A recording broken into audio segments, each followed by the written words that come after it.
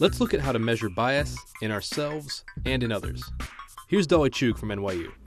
We sent emails to real professors in real universities. They contacted over 6,500 professors at random from 260 American universities. We sent them an email that looked like it came from a real person asking for a meeting to learn more about the PhD program in that university. But we randomly assigned whether the fictional person sending that email had a name that sounded male or female and sounded white, Chinese, Hispanic, Indian, or black. What we found that is if you were a white male, you were far more likely to receive a response back than if you were in all those other categories put together as a group.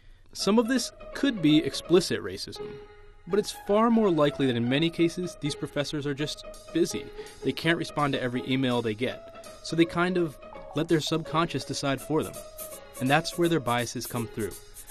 Research shows that our racial biases are often more about who we choose to help than who we don't. And we tend to help people who are similar to us. But you aren't 6,500 randomly selected professors. So how can you figure out where you might be making similar unconscious choices? First, there's a well-known test online you can take that can help show you biases you hold. Or just do an audit. Whatever data you have, whether it's formal data in a computer or whether it's just data that's sort of anecdotal, look at the data. For example, I met this fantastic executive in Silicon Valley. He takes great pride in being someone who actively tries to achieve gender balance on his teams, knowing that Silicon Valley and tech are skewed heavily male. So he looked at his professional social network, his Twitter, his LinkedIn.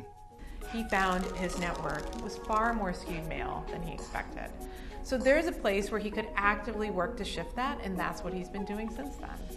So this is not a scientifically exact self-audit, but it can still be useful, and you can audit anything. So maybe start by taking that online test for bias. Maybe check out whose emails you're replying to. But you can also audit yourself for implicit bias by asking a friend to observe you in the real world.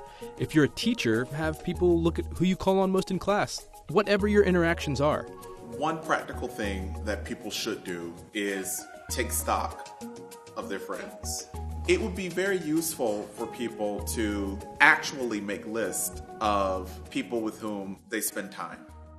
Look for patterns. That's the audit. That's the assessment we can all do.